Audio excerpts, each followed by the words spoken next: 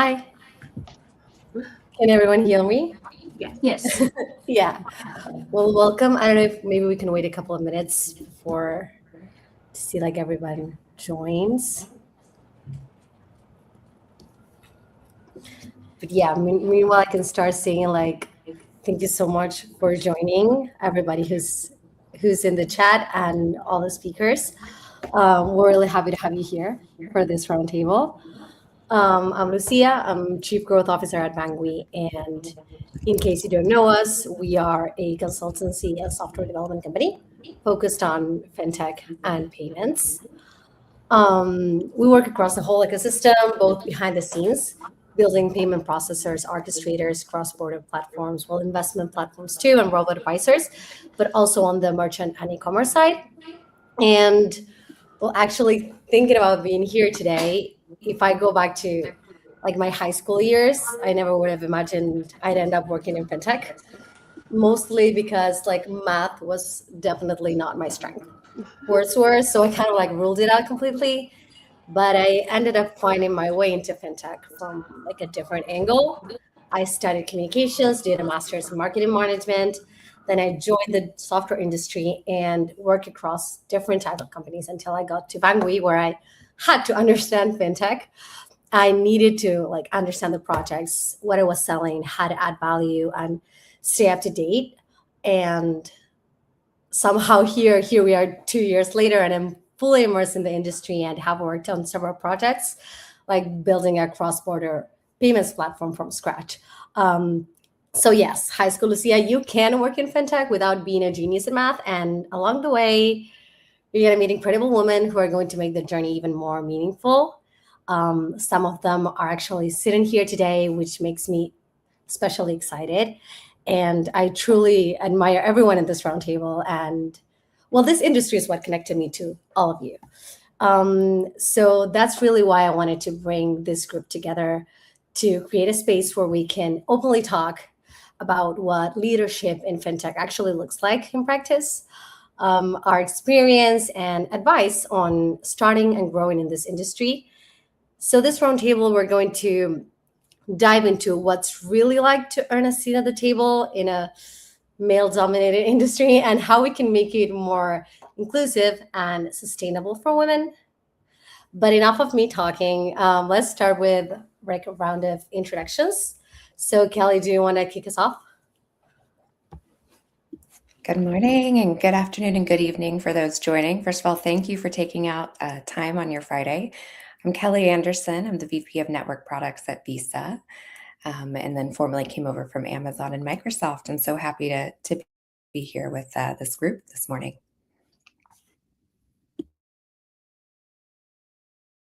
Amazing. Leslie, do you want to continue? Yeah, for sure. Actually, it makes my heart so happy to see all these extraordinary women in the same roundtable. I'm so excited for it. And thank you so much, Lucia, for organizing everything. My name is Leslie, and I am the head of partnerships at ChargeBlast. Previously, I worked at Bank of America and also the Kennedy Family Foundation. And now I'm in one of the fastest growing companies in fintech called ChargeBlast. Thank you, Leslie. Jen, do you want to give it a go? Sure. Hi, everyone. My name is Jen Marshall. I am the Senior Marketing Manager at BGS. We're a payment tokenization. We're the world leader in payment tokenization, I will say. And we also are trusted agentic commerce infrastructure. Before VGS, I worked at Quavo Fraud and Disputes, pre-Series A startup. So that was also my first role in fintech. Before that, I came from automotive. So I also don't have a background in math, Lucia, and that's okay.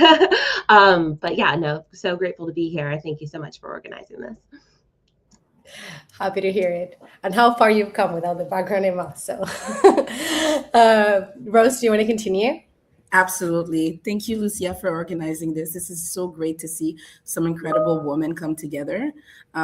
The first, I want to say that I'm Rose, the Executive Vice President of Growth at Econolease. They are one of the leaders in specializing in hospitality equipment, financing, and capital.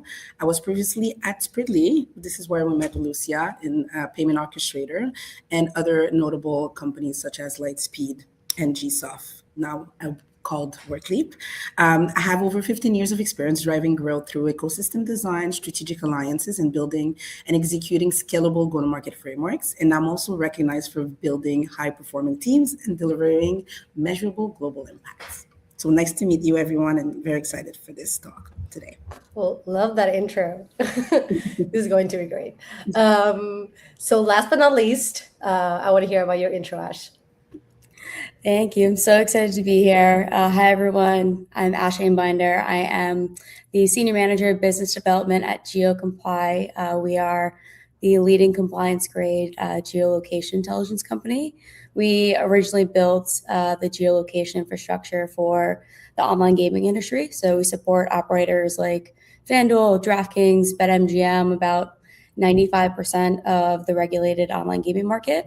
And my role is really focused on taking that same trusted technology and really expanding that into new verticals, specifically payments, fintech, where identity, risk, and compliance is just as critical to growth. My career is really non-linear.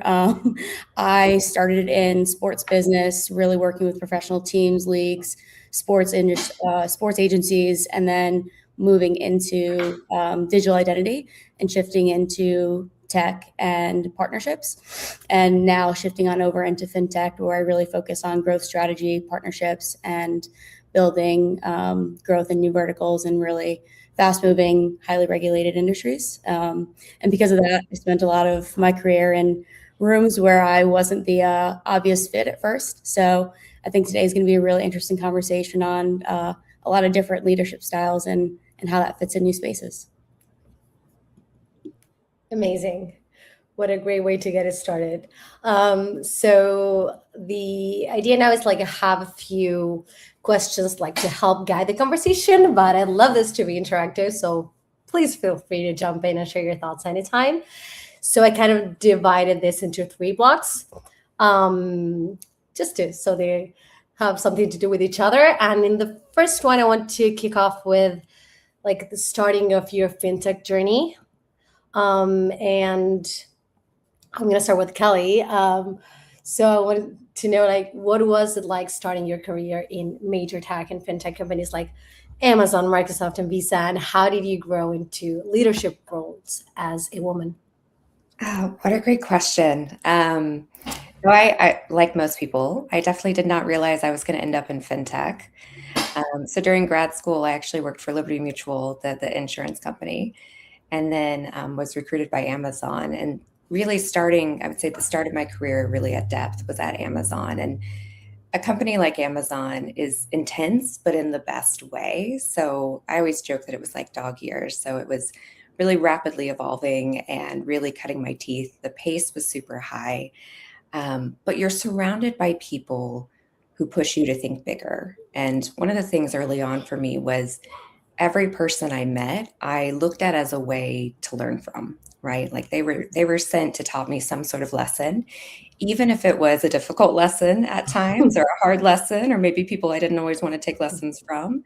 And that really shows you both kind of, look for those who really show you where they're standing out in the room. There was a lot of women early on in my career and men by extension as well, who I was like, okay, I'm early in career, but I like how they're presenting themselves. I like what they're bringing to the table. I like where they're challenging and they're pushing boundaries. And that was something that I got into a daily reflection that even now, over a decade later, I still do every single day, where I take some notes and I reflect on that. And then on the inverse, right? I saw plenty of things. I thought, that's not quite how I want to show up. So how do I keep learning from those? So I think that kind of depth of awareness in a fast-paced environment like Amazon was so incredibly helpful early on.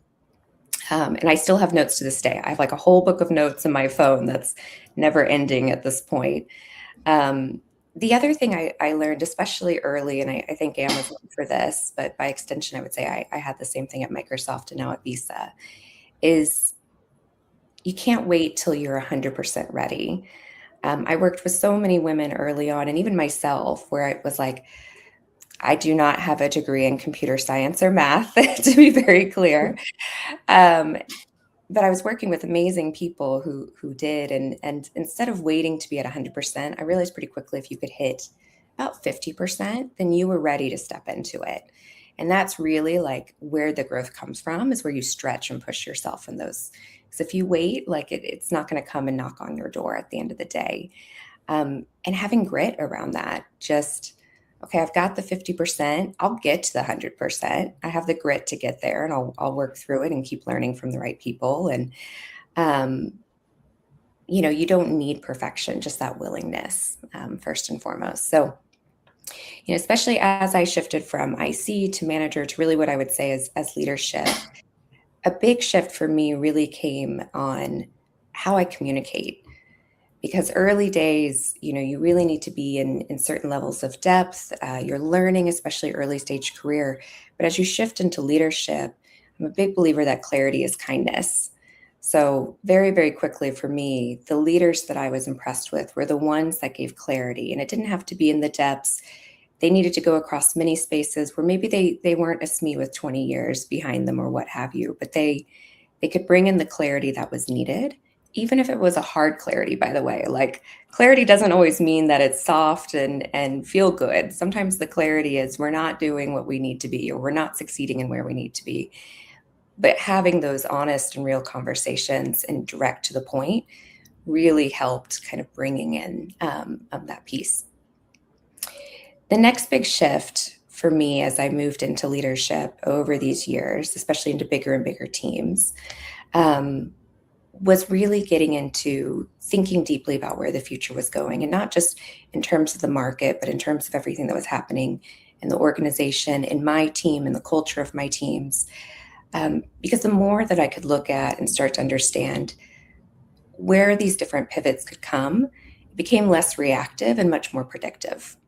And that kind of leads back to that clarity piece as a leader in particular.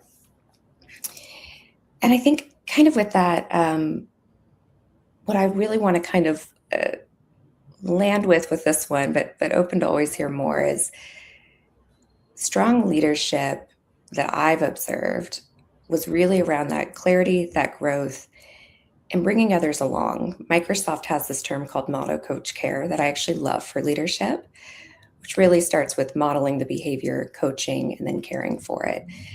And when you can bring people along with you, I think that's really where you develop as a strong leader. And then you're leaning in to have that seat at the table as well. So for me, those were really the shifts. There's actually a great book called What Got You Here, like What Got You Here Won't Get You There, because every phase throughout your journey is going to lean on different skill sets. So the skill sets that made you a top IC may not make you a top manager, may not make you a top leader, etc. So that's where that continuous growth mindset is so incredibly critical to just absolutely have. So with that, I'll pause on my answer, but I could certainly spend a lot more time on this one. I would love to see those notes. Maybe you can write a book or something. Maybe you have so many years of notes and learnings. Notes, yes, over. I don't know. We're just saying. I'm leaving it right there. But I totally agree with you. I'm full on that mentality of fake it till you make it. But sometimes when you put yourself in a situation where you have to grow and you stop waiting for like, when I'm ready, I'll know, you end up being ready faster and just pushing yourself to that point. So yeah, and don't wait for your leadership to come and hand you the next thing. I mean, really, like so many times it was because I was being bold and just saying what I thought was the right thing or moving forward. That made the biggest difference, right? If I had waited for my leadership or for others to come to me and tell me the next task, it would never have reached, where we could have gone. Definitely. I'm thinking like you provide like a lot of examples within Fintech, and now I'm turning to Ash to ask, like, you work in different industries. So I wanted to know, like, how did that look in that place? Like, how did you shape your leadership style to earn your place at the table? Yeah, and I love like what both you and Kelly just said. Like, you're never going to be 100% ready. And I think one of the best lessons I've learned was to learn to fail hard and fail fast and to come back from that. And honestly, my leadership style didn't necessarily come from one industry. I think it's really come from being the person who's kept walking into rooms where I didn't look like the obvious choice. I think, I started as a Division I athlete, so like my first understanding of leadership was very simple.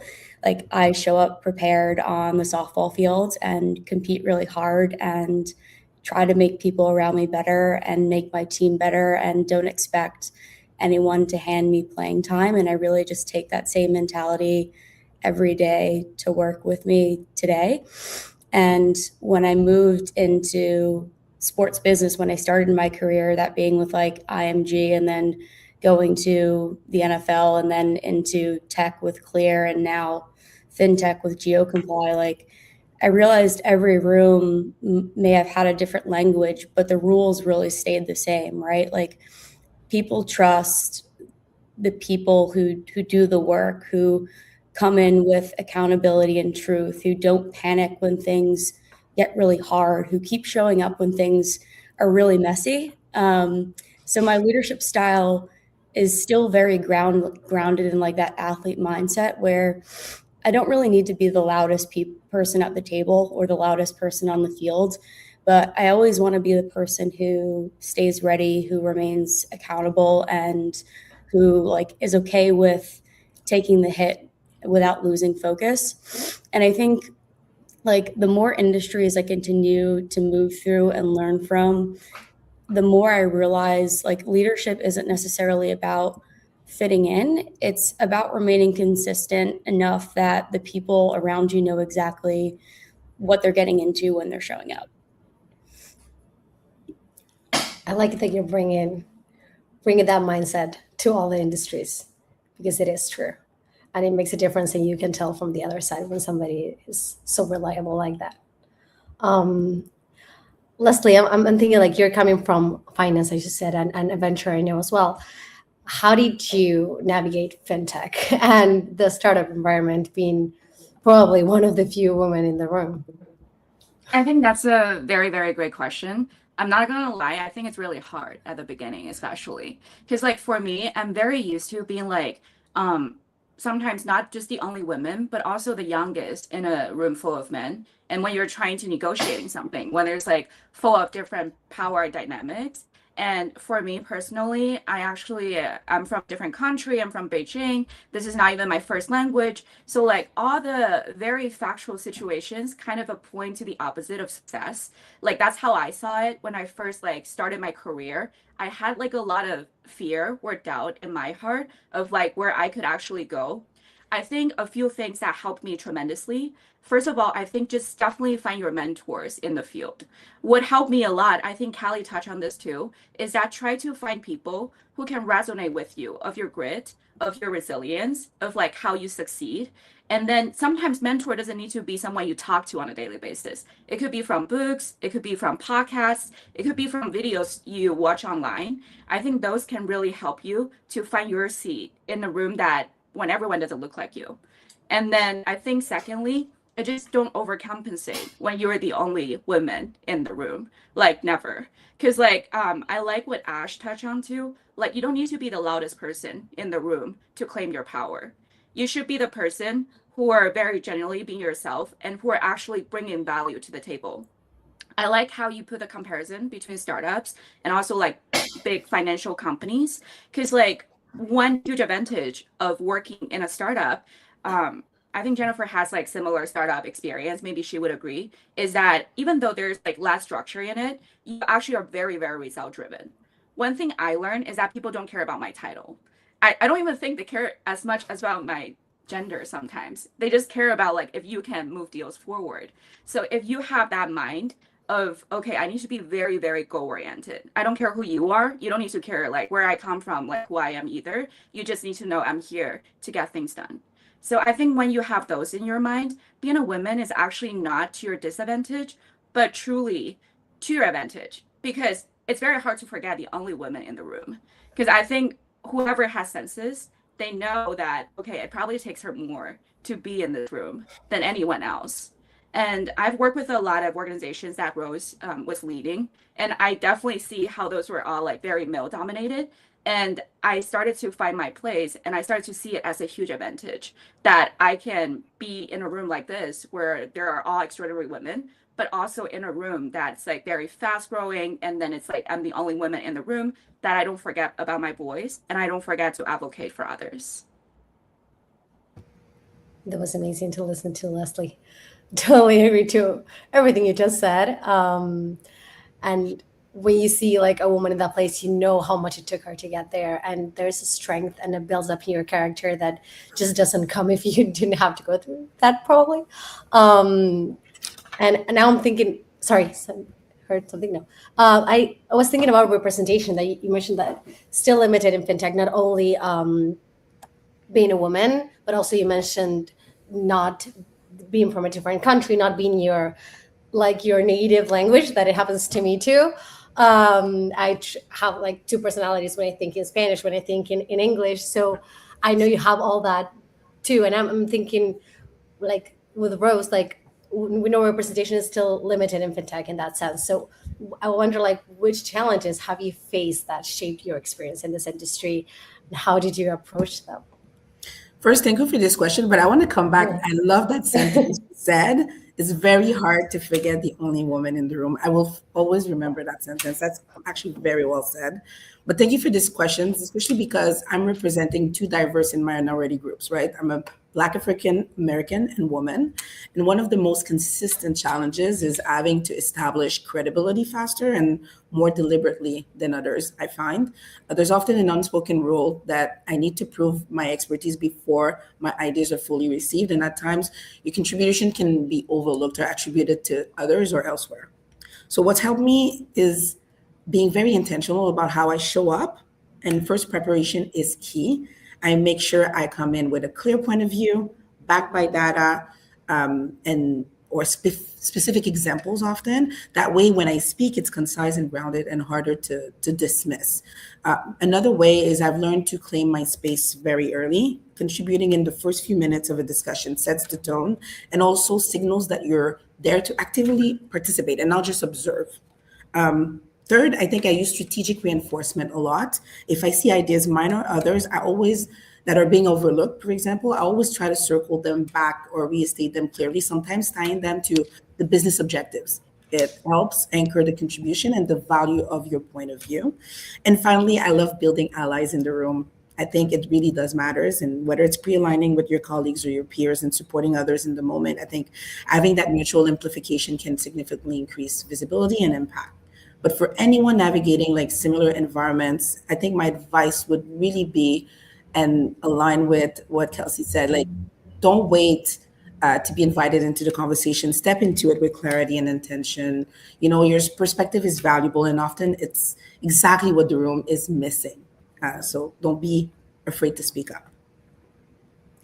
Yeah, definitely, and to think different, as you mentioned, like sometimes a different perspective is what's needed. And to what you were saying, it happens to me a lot of times being in conferences. My role involves being at conferences a lot, so I end up talking to a lot of people like a short amount of time.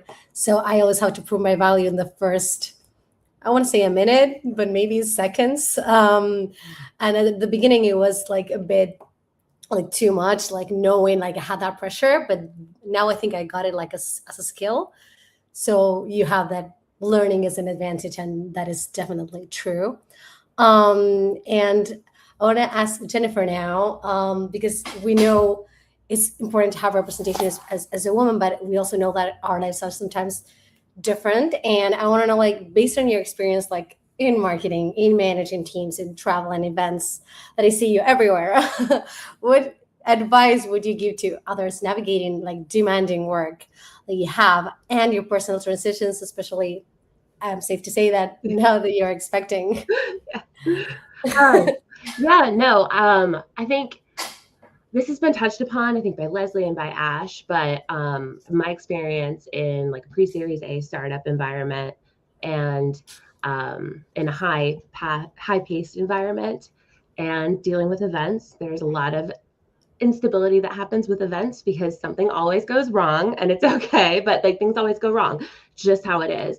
I think being a marketing manager in a leadership position in marketing and managing those events, you have to be an image of stability And it's kind of touching upon what Ash said, is like being there, being reliable.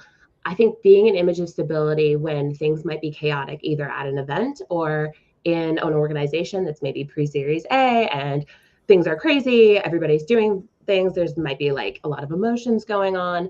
I think keeping that image of stability, even if you don't feel it, can really set you apart from a lot of the other folks that maybe are kind of up against or being compared with. Maybe you're up against another person for like a leadership role. I think having that image of stability is great for the leaders that you're working with or reporting to. It's great for if you're in a startup environment. It's great for the founders. They want somebody that's stable. They want somebody that has their head screwed on straight, or that can solve problems for them without creating a lot of noise. And I think it's also really important for your team that's reporting to you. I think, and I definitely had to learn this the hard way. I could probably write a whole book of what not to do as a manager. But I think as women, because we do tend to be underpaid and underrecognized and all of that stuff, sometimes we get into a kind of a pitfall of, I have to show myself as very busy and like I have a lot going on and a lot on my plate, so you compensate me, or so that you recognize my efforts. I've learned not to do that, and that actually hurts you, not helps you. So I think even if you're feeling that, try to like fake it until you make it. Try to fake stability until you feel it, because people around you will really respond to that, and they will kind of change their behaviors. I don't know about you, but if I went to, let's say, a wedding and the wedding planner was running around with their hair on fire and like freaking out and really upset, I would be a little nervous. I'd be like, whoa, is something going wrong? Do I need to step in? Do I need to help? Same thing happens with events. Same thing happens in, small teams, startup environments. You don't want people to doubt your capability or your qualifications. And I think sometimes having that like air of like, I'm really busy and like everything's going crazy and I'm managing it all, don't worry, might have people doubt you, even if it's not true. So that's one thing, a big thing that I learned, managing teams, travel, events, etc. But that said, I think, like I said, things go wrong and that happens. One of the things I learned as a manager that I thought really helped my team, I had direct reports at Quabo, and one of the things that I learned was to help your team feel comfortable or safe failing privately but succeeding publicly. So if they're going to fail, which failure happens all the time, especially like I said with events where things are crazy, like maybe we printed out 1,000 flyers and there's a big typo on them. It's happened. I've done it. Like it just happens. Shit happens. Pardon my French, but it's true. I think letting them fail privately and succeed publicly and giving them the resources for that helps them learn. And it also like reestablishes trust. And it also reinforces that like image of stability that you're showing leadership and that you're showing like the co-founders that you might be like in a startup environment or a smaller company, you might have more visibility to. So yeah, I think those are like my biggest lessons learned when it comes to managing teams, travel, events, and that all is rooted in very clear communication. One of the biggest things I think I've learned is set due dates, even if they're made up. Like I might have like, I have so many made up due dates that I've given people, but if you don't give a due date to leadership or to your direct reports, it's not going to get done. And events are relatively easy in that there is a due date, and that's the event date. So you can always kind of work backwards from that. But I've definitely learned that helps folks just manage their workload a little bit better and also understand expectations better. So yeah, those are the 3-4 things I think that I've learned in my time in fintech and in marketing. Jen, can I go? Sorry, Lucia, I'm going to jump in. Jen, can I go back to something you said at the very beginning? Because you said it just in one line, but I think it's really important. You said, "And women get underpaid. Please, please, please negotiate your pay as hard as you can."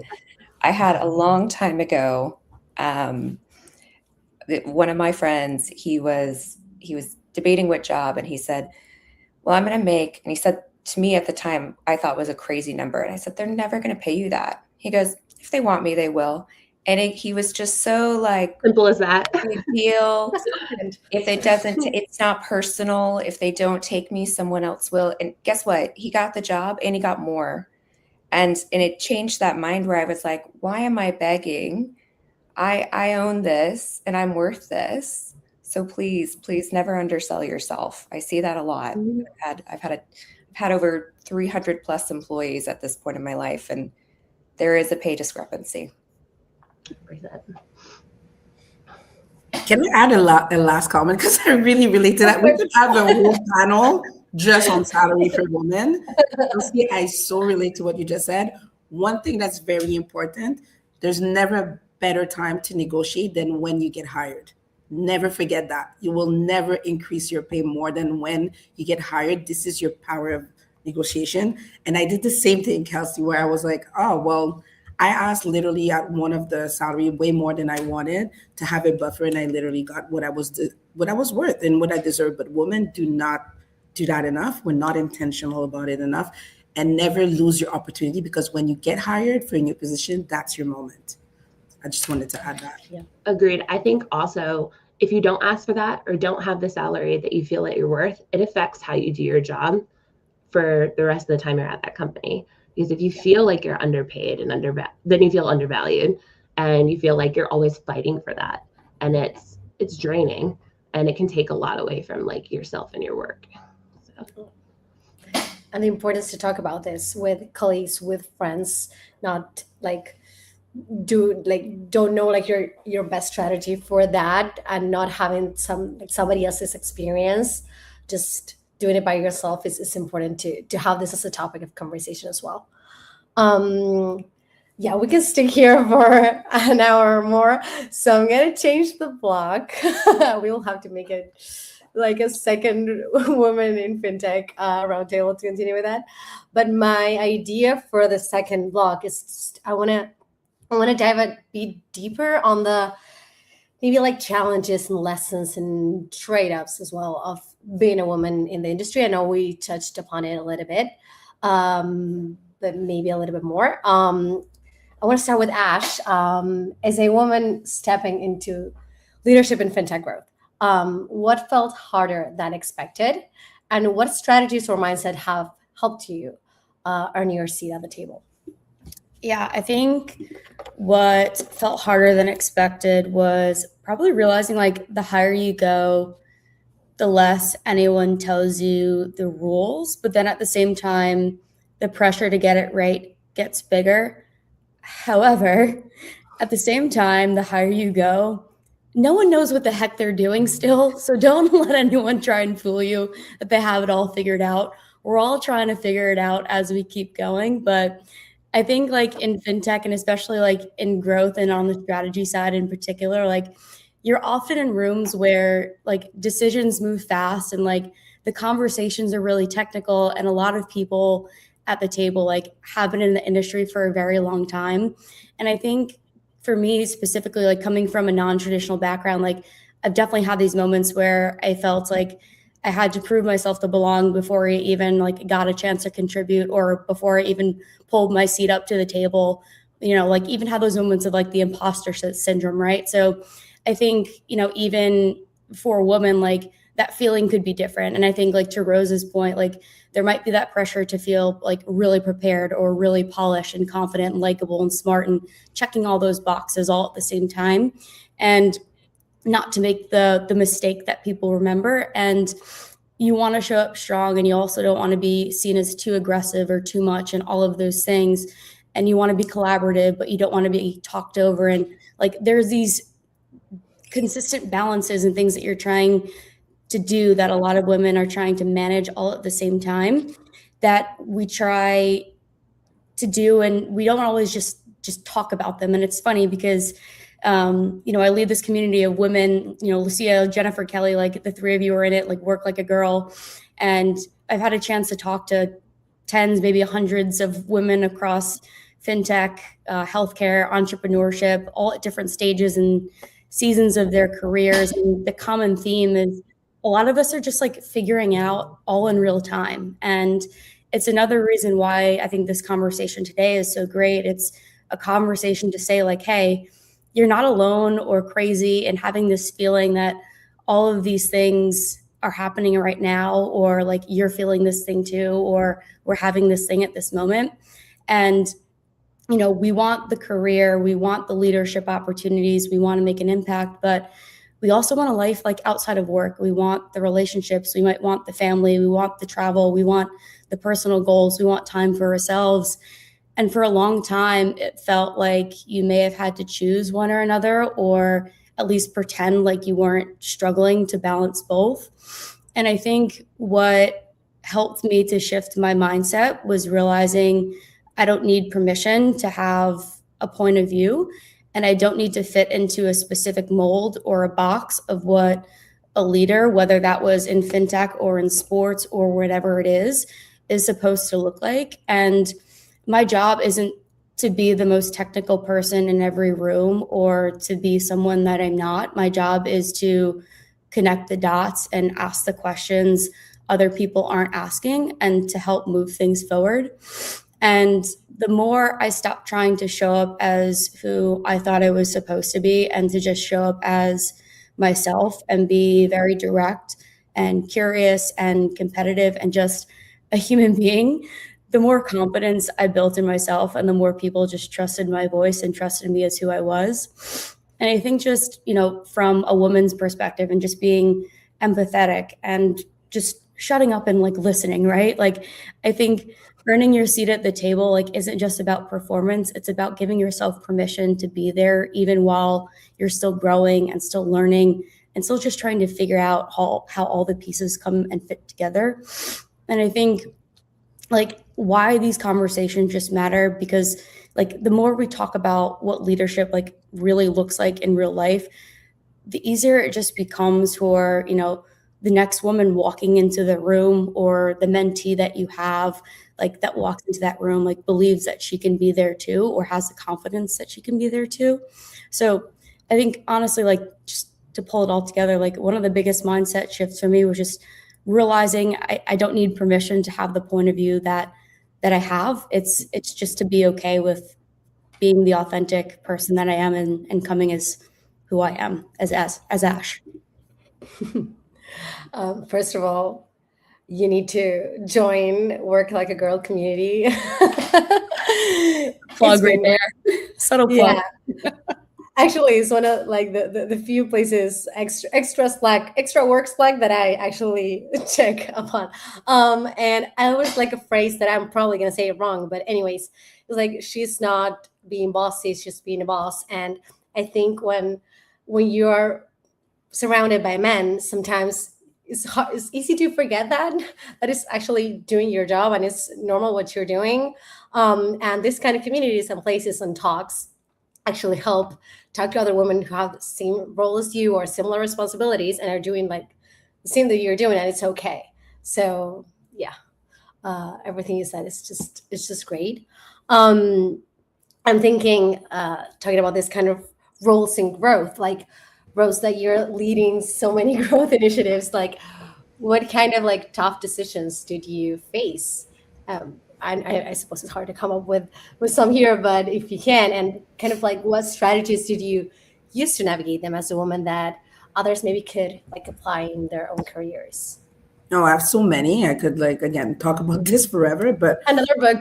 I know, another one. So it's good. We have a lot of topics for future, but one of the toughest decisions I've had to make while leading large growth initiatives has been choosing between short-term performance and long-term sustainability and scalability. I think in high growth environments, in fast-paced environments, which I've been exposed to a lot, there's this constant pressure to deliver immediate results. But sometimes that means making hard calls, like restructuring teams and resetting partnerships, or walking away from easy revenues that are not necessarily aligned with the long-term strategy of that business. So I think another recurring challenge is making decisions that may not be the most popular decisions, especially when you're doing or driving change. I think whether it's shifting operating models or raising the bar on accountability, you have to be comfortable knowing that clarity and progress can initially create a large amount of discomfort for your team, and be okay to kind of showcased and communicated properly. From my experience personally, I think a few strategies that have been critical in helping me navigating that was first to anchor every decision or tough decision in data and purpose. When you have a rationale and it's grounded in clear business outcomes, and the defined vision, I find that it removes a lot of the subjectivity from the conversation and builds credibility for people that may be more resistant to these changes to drive that growth. And second, communicate early and often, but with intention. I think it's important. I think transparency doesn't mean sharing everything. It's just at once. It means just bring people in along the way in the journey, and that will help you build trust while maintaining a clear sense of direction for your team. And lastly, I think I would separate confidence from permission. And I think that specifically as a woman, there can be sometimes like these added pressure to seek alignment before we act. I think a lot of you covered about that today. And I've learned that while input is valuable, leadership ultimately requires decisiveness, and even in gray zones and ambiguity. And finally, lead with both conviction and I think empathy and compassion. I think you can hold a high bar and still acknowledge the human impact of any decisions that you make. And in fact, that balance is often what earns long-term trust and respect on my end, and as a woman or not. And I think for others navigating similar path, I'd say don't dilute your decisions to make them more comfortable for the room, even as a woman, because we tend to do that sometimes. Be clear on your vision and stand behind your choices, and trust that like consistency, results will reinforce your leadership over time and your message. Yeah. And it requires like a lot of courage to do that. But I guess at some point it's also like, as Ash was saying, like the higher you go, it's expected of you as well. But it requires courage. It does. And I keep having the image that you said, Jennifer, of the wedding planner running around with her head on fire. And I'm just thinking like in these high pressure situations, like how do you handle like moments where you had to prove yourself, and what has helped you actually lead confidently in this male-dominated spaces in those times? Yeah, I think Ash touched upon it, and I just want to like underscore it too. I think women do, and especially women of color and people in like underrepresented leadership positions, feel just, I think, a pressure to assimilate into maybe the male-dominated space. But I really, contrary to common belief, I think men appreciate having women in their room, and appreciate what we have to bring to the table. I found that, and I think that it also helps. Don't assume that leadership has all the answers when you're in this room. A lot of times they don't. And Leslie probably knows this very well from the startup life. A lot of times, founders come from very siloed experiences. So if they're founders, they're also leaders of the company. And at startups, you have a lot of opportunities to interface with them. You also have a lot of opportunity to share kind of a little bit the process behind the result. Or like how the sausage is made, so to speak. And they're really interested in learning about that. And it reinforces, I think, your credibility when you know all of the things that lead up to those data, that results, all of that stuff. And you can speak to it. For example, when I was at Quavo, the founders all came from like more of an operations background, not a business background. And so the first time I met them in person, and my first work travel was with all the male founders. And it was during COVID. So we were at like an Airbnb in like Western Pennsylvania. And I went there and I asked a ton of questions. I actually sent them a SWOT analysis. If you watch Silicon Valley, I like swatted them. I sent them a SWOT analysis, just to understand what they needed and what they wanted and what they didn't know, and understand it from their point of view.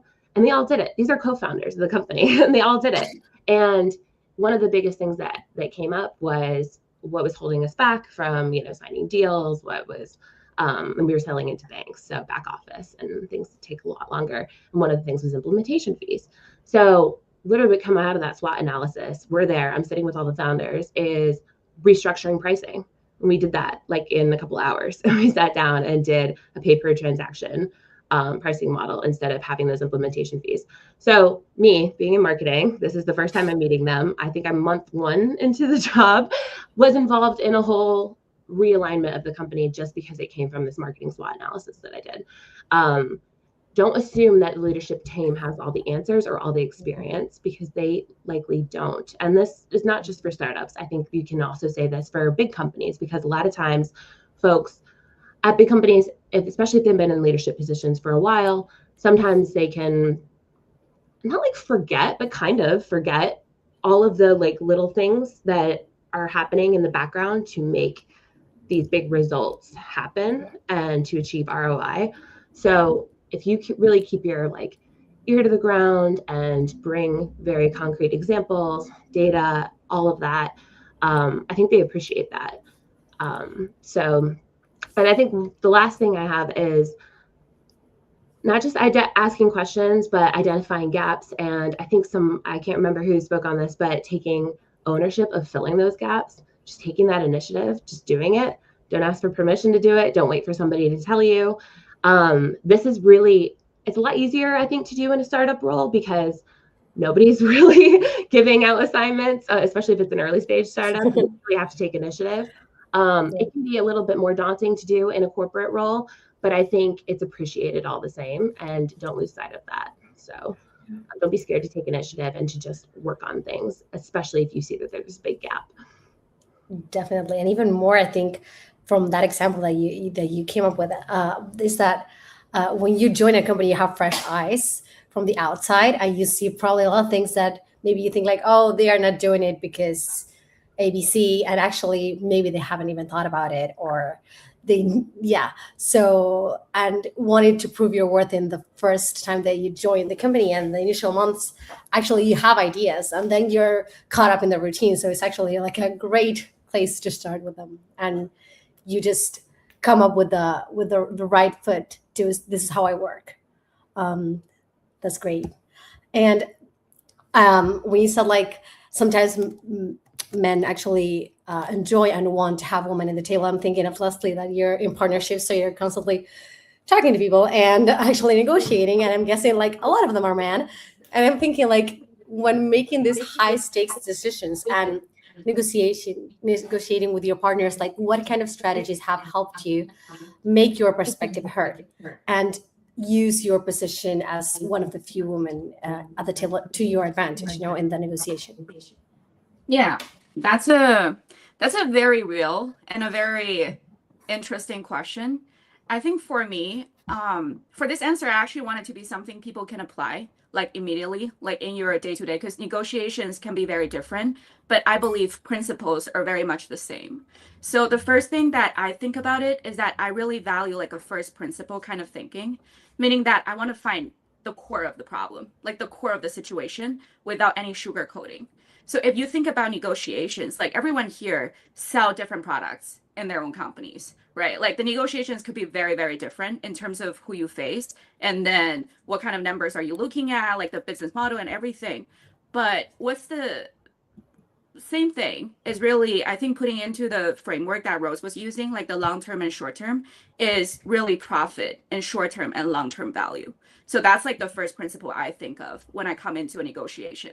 It's not about how old I am. It's not about what I look like. It's not about what you look like. And it's not about like your gender, your race, your anything. We're just here trying to see if we can come into conclusion with a thing that benefit both sides in the short term and long term in business value.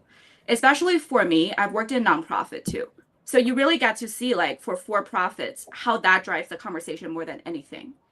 I believe if here's like another guy and then me, and then I drive like way more business revenue for you in the longest term, you're going to respect me more than that guy. That's just like, period. That's just fact. And then, so I think really coming into rooms with that first principle kind of thinking. And in that kind of way, I think goes back to my first answer of the first question. You are really goal-oriented. You are ROI-oriented. So you know how to bring value to people's time, to people's presence, to people's businesses. And you will always get the respect that you deserve. I think the second thing is that I have heard women talking about this, but I think we should talk about it even more often, at least to my knowledge, is that we actually are easier to get informations than guys in the same negotiation situation, because people are less guarded in front of me. I think since I was like very, very young in my career, I was like, I kind of know people don't think I know what I'm talking about, like before I started to talk. So they're like, maybe she's like an outsider, she's like a foreigner, like all these kind of perceptions helped me tremendously. Because I found out that people will tell me things they wouldn't tell someone who looks like more common in these kind of situations. And I always use those information to my advantage when we're actually on a negotiation table. I'll repeat that. So I think like everyone here like has like the huge advantage that you can get information more than a man in that room who people are more guarded towards. So I think you should definitely use that to your advantage. And I think the last thing that I wanted to touch on for this question is really like understand the human aspects of it. I think that's like one of the huge advantages of women, like generically speaking too, because you're not just talking about numbers, you're actually facing people who ended up making those decisions with you. So you want to make sure that you're placing outcome over ego. That's like a huge part that you can really use to your advantage too. Because a lot of times, like when I'm just looking at the results, like how you structure the conversation, as long as it's placed to my advantage, I don't care. Like I truly don't care. If you do, like you are just definitely a way below me in terms of driving more income, more impact, more like everything. So like in that scenario, I think just like incorporating all three helps you tremendously as a woman in negotiation table, and people remember you for how much actual result you end up driving. Yeah. And it's not like a trick or anything. It's just good having like all this information that is actually happening to your advantage. Is like this is how it's going, how negotiations are made, like perceptions. So it's just having the information and using it in your favor, basically. Yeah. You have a lot of things on your mind when you're negotiating. And I'm thinking to Kelly to finish this block. Like across your career in so major organizations, like what would you say helps women build credibility and influence in rooms where decisions like carries this like amount of weight? Yeah, I think there's been a lot that's been touched on already. So I'm just going to build upon that. Like Rose cut out really well that, you need to have allies in the room. I absolutely agree with that. And I want to double down on that because realistically, credibility and influence start before the meeting occurs. And so I deeply, deeply encourage that, having those one-on-ones ahead of time, getting to know people and across kind of a few layers. One, getting to know them on a personal level to some degree, whatever level you're comfortable with.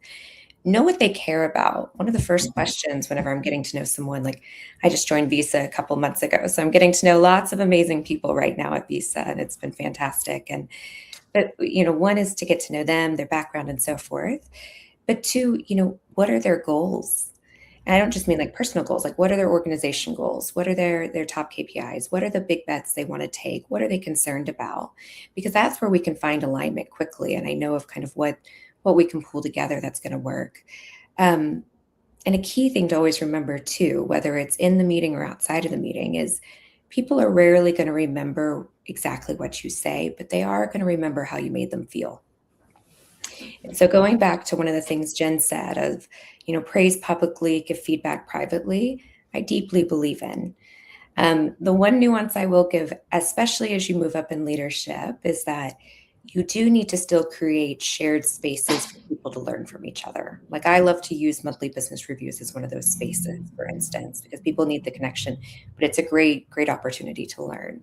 But still at the end of the day, people will remember how you made them feel. So, and that's not to say that you can't have hard conversations or that you should avoid them to make people feel better. Please don't do that. But you do need to make sure that you figure out how and when, and again, going back to that clarity is kindness. Because at the end of the day, I've worked with amazing people at all these companies and outside these companies. I mean, that's how I know many of you. I've never seen a technology problem or a fintech problem or, pick whatever area that couldn't be solved. I've only seen things not solved when it came down to people.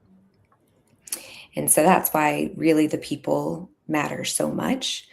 Having the right mix of people in the room, making sure people have a spot at the table, making sure their voices are heard.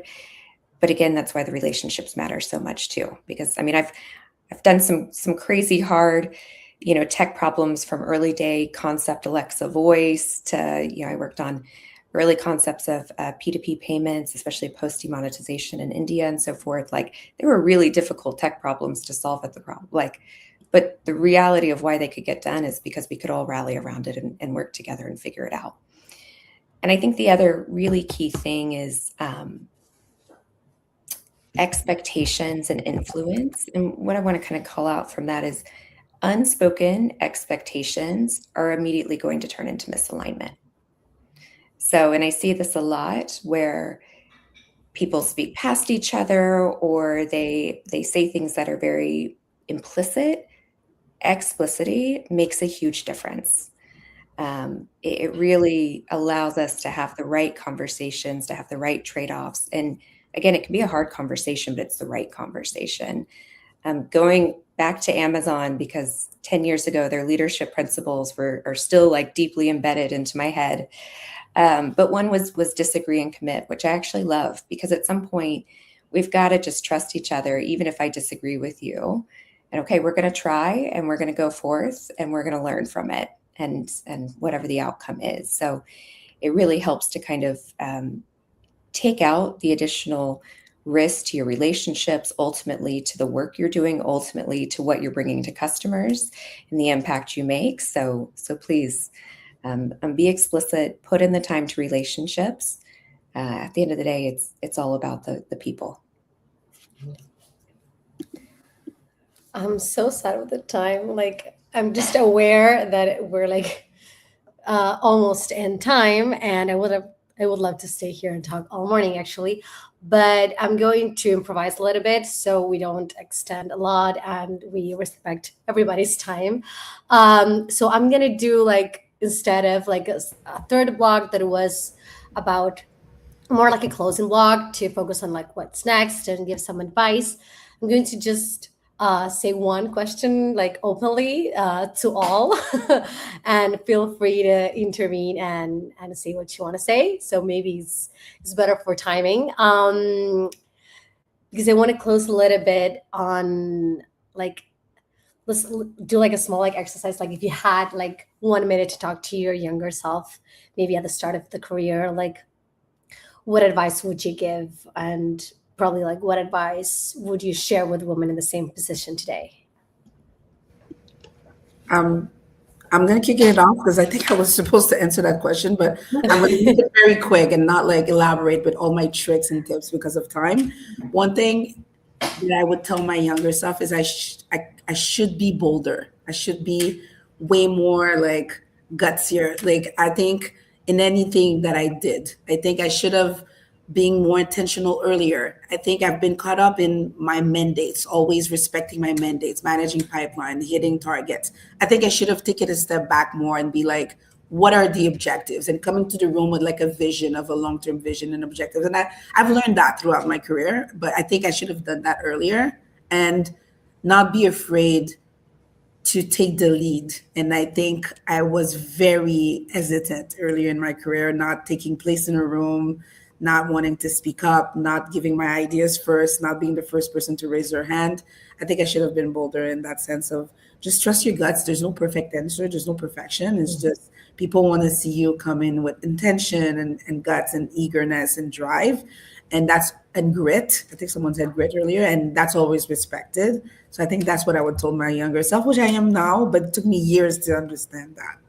Rose, I was going to say the same thing. So I just want to like underscore that because I think it's cool that you said it. Okay, I was going to say, trust your instinct. There were so many times when I was younger, more junior, where I had an idea or I had a comment or something just like clicked. And then I was like, no, maybe that's a stupid thing to say.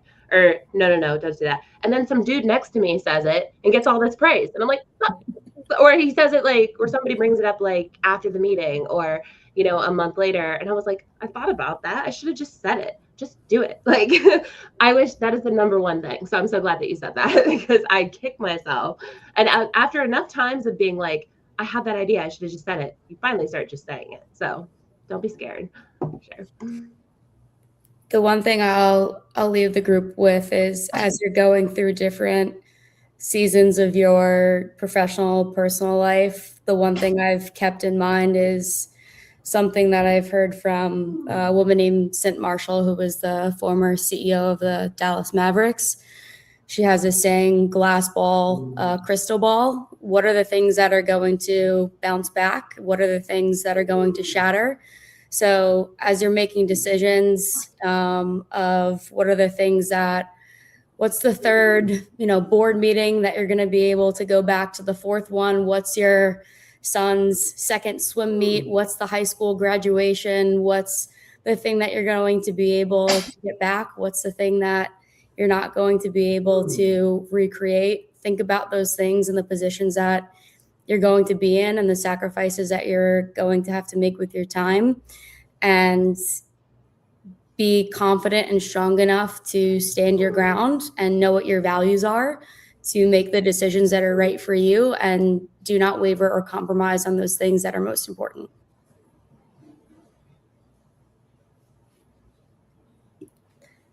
I can go. So I think, yeah, for me, I would probably use like a quote I read recently, is that when you see like a bird lands on like the tree branch and then like the branch like break, does the bird fall and like die? Like that never happens. The bird will fly, right? So like really trust your wings. I love that. I guess I'll close this out real quick. I agree with all of this. And I think if there's one other thing I can say, I would say to anyone, but especially to women, is don't brag, document. Your manager is not going to remember everything you achieve, but please document it and keep that. Very early in my career, I had written a document on a strategy. And then months later, I saw I was in a meeting and got forwarded my own document. And thank goodness I had written it and put my name on it, because there was a guy in another meeting presenting it. So please document, and it makes a big difference. All right. Thank you so much. I'm loving this advice. And so I know there are like a lot of comments on the chat that I haven't been able to catch up with because I was like so invested in these conversations. But if you want to keep the conversation going, feel free to continue on the chat of the event. And I know there's some. Oh, Ash, you shared the link of the Work Like a Girl. But if there's anything that's missing, feel free to fill in there. And I just want to thank you for everybody's time being here, but especially to you ladies for being here, for being such great role models, and to being brave and honest to share your advice and experiences here, and for making this conversation so great. And yeah, I'll see you soon. Thank you so much. This is awesome. Thank you. Bye. Thank you all.